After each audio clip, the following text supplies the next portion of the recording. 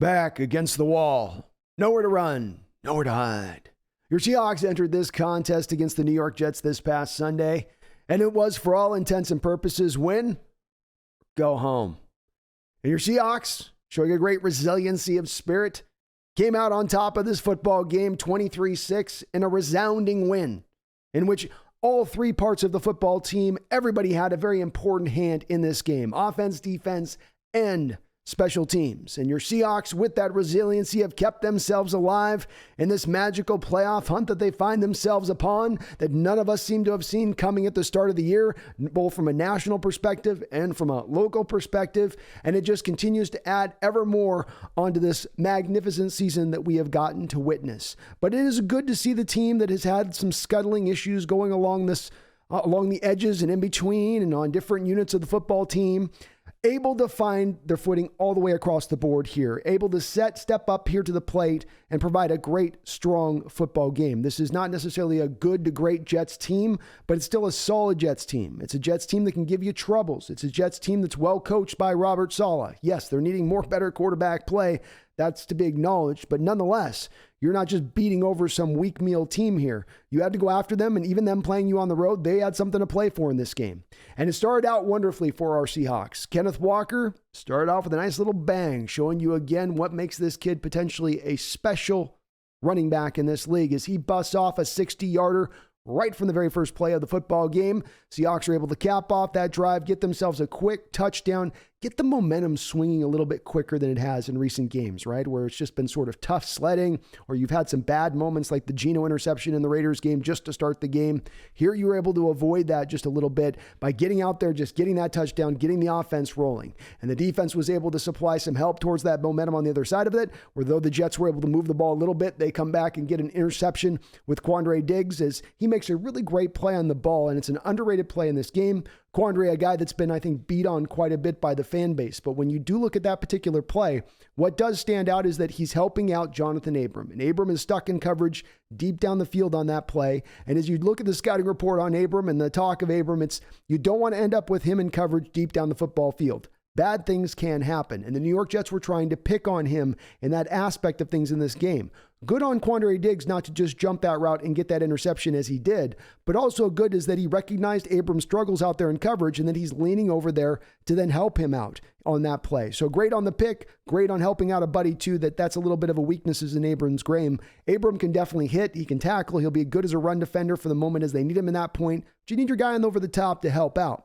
Seattle then came right back after that, able to put some points on the board. In fact, they were able to score on their first three drives and really set the tone in this game, really put Seattle in a position to really get out ahead of New York and then just kind of press down on them. And that's just what they did.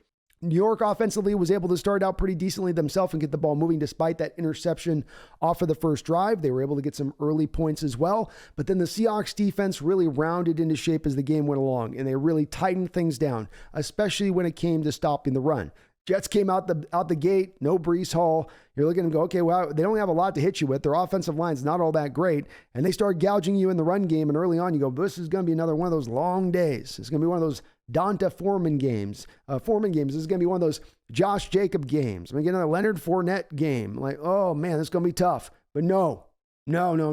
They were able to ratchet it down. They were able to tighten it up. And they were able to really not only get stops in the running game, but really allow the running game to get no further. You have a lot of stops at the line of scrimmage, a couple of tackle for losses in this particular football game. You've got to give a lot of credit, not only for when you only give up 6 points in this game, but also for the fact and how they did it here, where they weren't just being slowly bend and then not broken, but they're bending all the way through. No, they were good on third down today.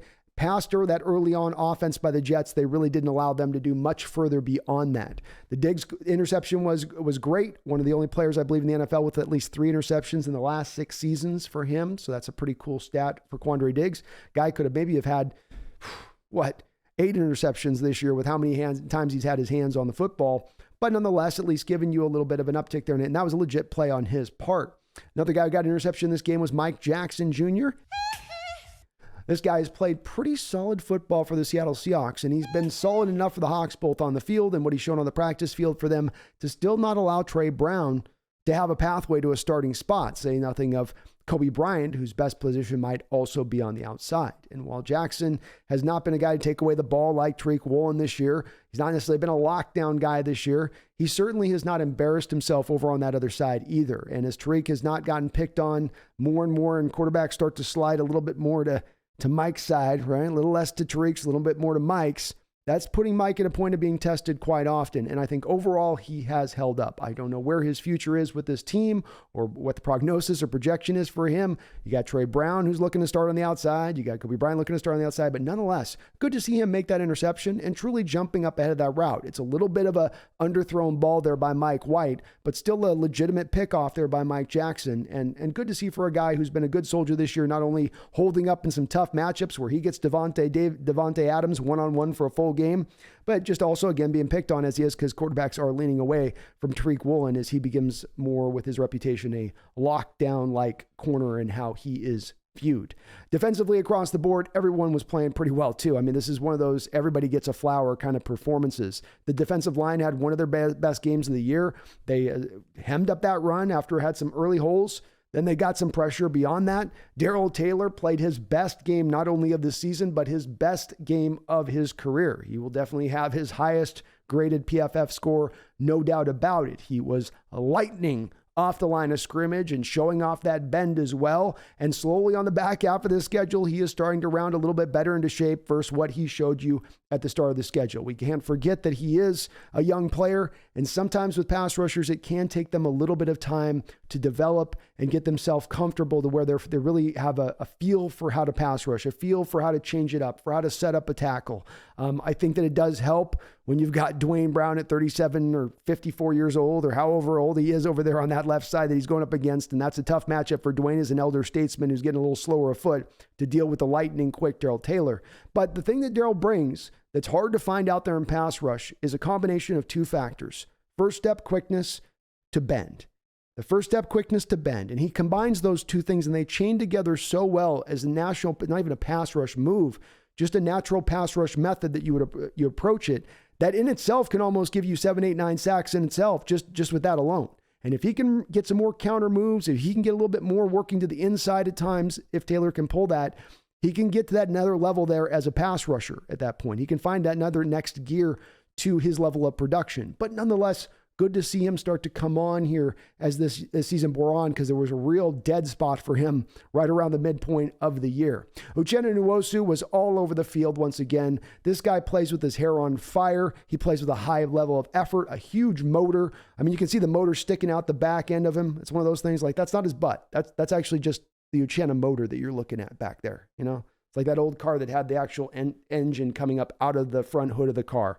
That's like Uchenna Nwosu. He absolutely plays every play like his life depended on it. He was all over the football field again in this game, both in the run and in the pass. And there was just some good, consistent pass rush just all across the board. Even Quentin Jefferson got in there, I believe, with a sack and a half today.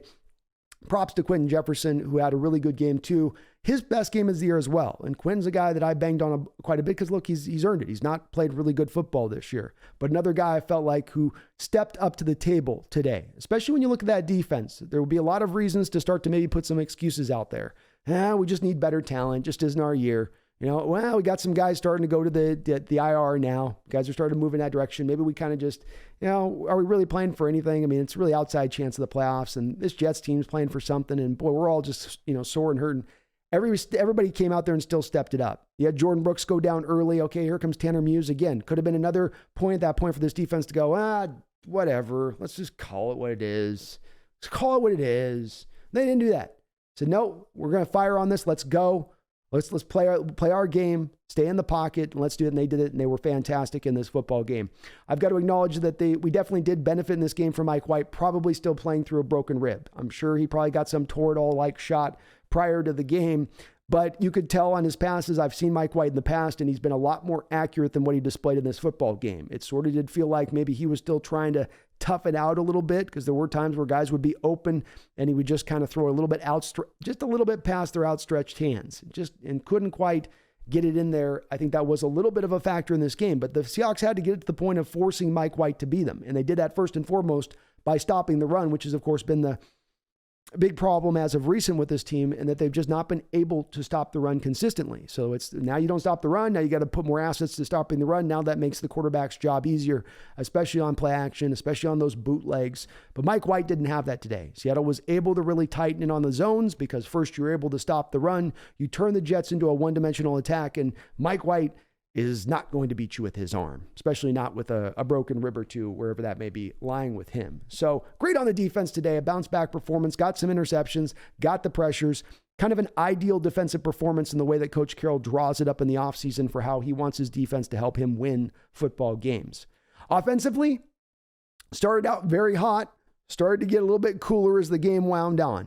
Walker's first run out the gate was going to be an indication, it would seem, of the type of day that he was going to have. He went on and carried 23 times for 133 yards, a 5.8 yard per carry average. He was wonderful today. It wasn't just that 60-yarder out the gate. There was good run after good run after good run today and what he was showing off. And again, there were times that he'd have to run out of a tackle, initially right as he's getting the handoff, break a tackle, he had a spin move at one point where the guy was right there in the hole for him, got it to the outside.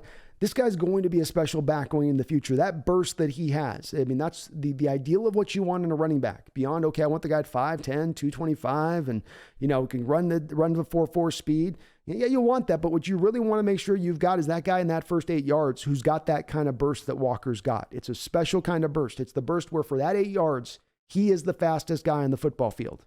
No one can touch him in that 8-yard period.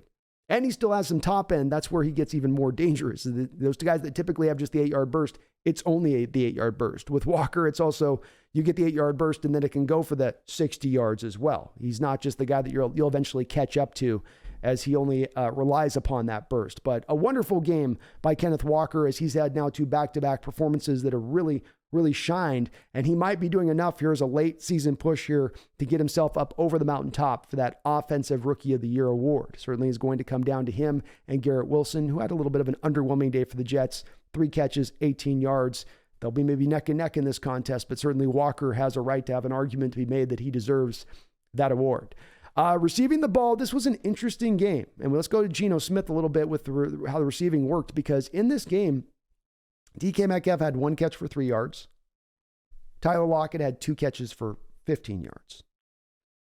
So if I told you that on the front end of things, and I go, okay, your Seahawks came into this game against the New York Jets, and you had 3 catches for 18 yards between Tyler Lockett and DK Metcalf. How do you think that game went? We won by 2 touchdowns. Easy. No, you wouldn't. No one would be saying that, right? But indeed, I think this is indicative a little bit of the impressiveness of just this Geno performance. Certainly, he's had a little bit of a dip in recent games here on this tough stretch of run for our Seahawks, but this was not one of those games. And I thought he played a very efficient 18 of 29 for 183 yards and 2 touchdowns. Was he pushing the ball up the field as much as we've seen?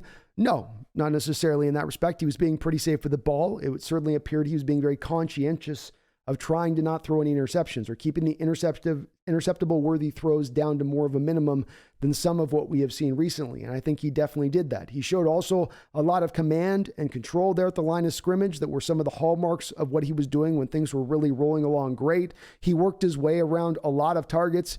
DJ Dallas, Noah Fant, Colby Parkinson, Tyler Lockett, Laquan Treadwell, Kenneth Walker, Tyler Mabry, Godwin, Ugabuki, and DK Metcalf all had a catch. And if Cade Johnson didn't get a case of the dropsies, you could have added that one to it as well. So he was working the ball all over the field. That means he's locking into his reads, right? That means he's not just sticking on one guy. He's just letting the flow kind of come to him and then making his reads from there. And I thought he played a pretty solid game. Was it spectacular? No, but it was solid. It was the type of game that you need to get from him. If you have your running back going for $130 on the day, you from the quarterback position don't need to throw it 40 times for 300 yards. You need to be efficient. You need not get the turnovers going. And that's just what he did in this football game. So a tip of the cap here to Geno Smith in this one. I do still maintain I'd like to see this guy resigned. I'm not going to drop all of the bank for him. It's got to be a deal that makes sense both for the team and the player. But I do think he has done enough through the course of this season to show you that you re-signing him and still maybe going and drafting a guy, it doesn't preclude you from doing that. But certainly the thought process of re-signing him and considering that and making that at least a consideration, doesn't have to be what they do, but I think he has shown you enough this year in that respect of things.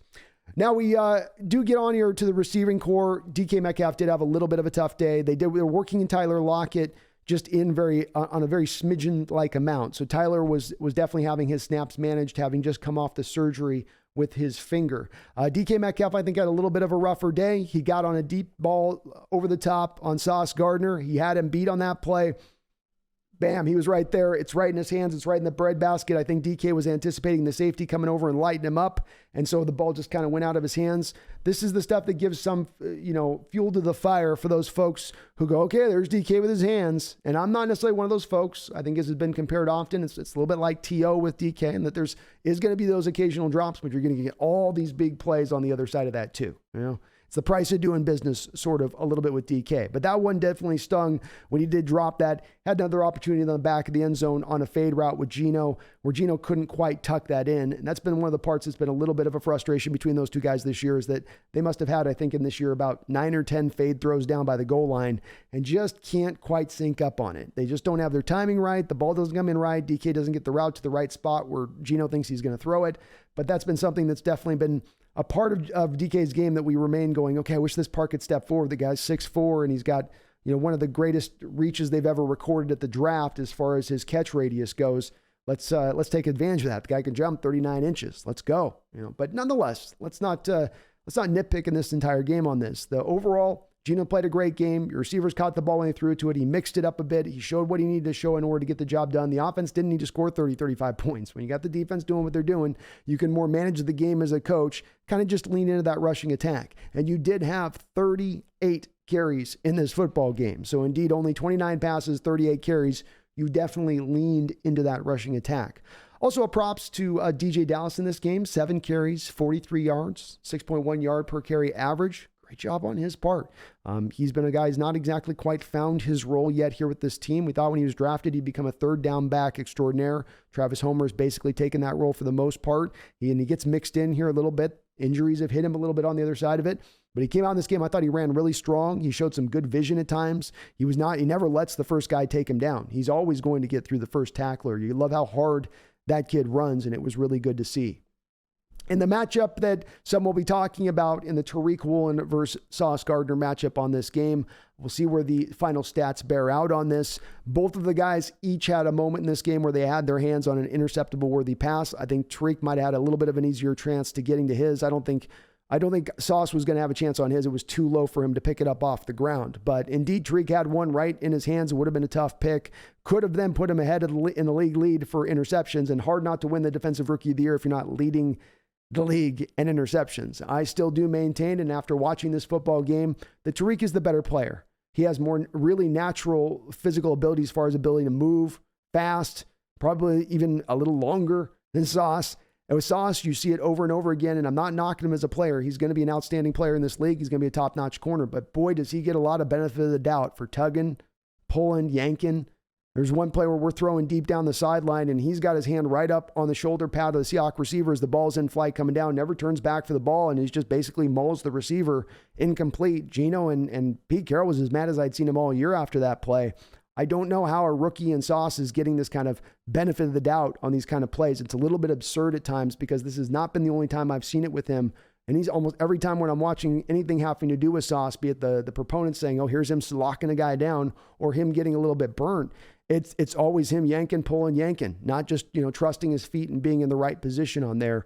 I do certainly give at this point the nod to Tariq Woolen. You can talk me into Wilson over there for the Jets being the guy that is most worthy of being the offensive rookie of the year because of Kenneth Walker's up and down late start and then up and down nature of things. And then also with Wilson having to deal with the quarterback position like he has and still being a 1,000-yard receiver. But when it comes to the defense, it's Woolen Island. It's the avatar. It's the cheat code.